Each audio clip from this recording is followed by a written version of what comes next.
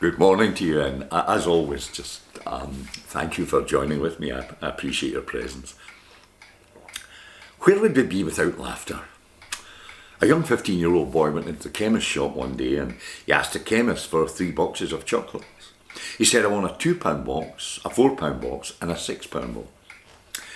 Now, when the chemist asked why 3 boxes, the young fella says, "Well, I've got a date tonight with a girl, and I want to make it special. I'm going to take her to the pictures, and on the way to the pictures, if I get to hold her hand, I'll give her the £2 box. During the film, if she lets me put her arms around her shoulder, I'll give her the £4 box. And then if I get to do some hugging and kissing, I'll give her the £6 box." And the chemist laughed heartily as the young laddie went out the shop and went his way.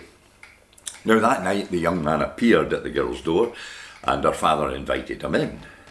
"We're just about to eat," he said, "son, and why don't you join us?" Well, quick as a flash, the young fellow was down and he was seated. And at that point the father said to him, "Jimmy, would you like to give us a grace, a blessing?" "No," Jimmy said, "that's fine." And well, he gave this wonderful prayer in which he thanks God for everything and prays God's blessing on this wonderful family he's with, prays for a better world, and that everybody's treated with decency and respect.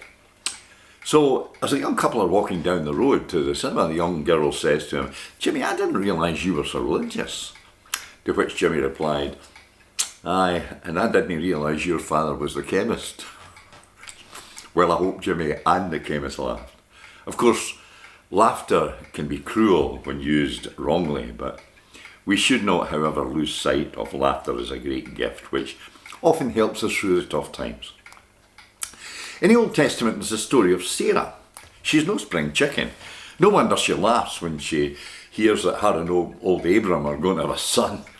What a crazy notion that soon they'll be heading for the maternity ward. And so, Sarah laughs.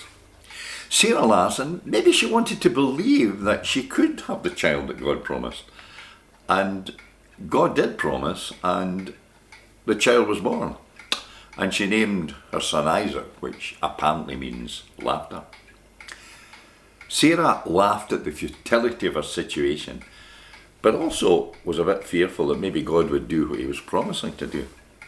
But that's not the end of the story, however, because there comes a time when Sarah laughed in joyful amazement. There was a baby in her arms. It was daft. What were they doing with a baby? But there he was. He was beautiful, as all babies are beautiful. And that is where our best hope lies. The laughter that rumbles through history. The laughter of Sarah. The laughter of a wee lassie called Mary in the village of Nazareth. The laughter of Lazarus who come back from the dead.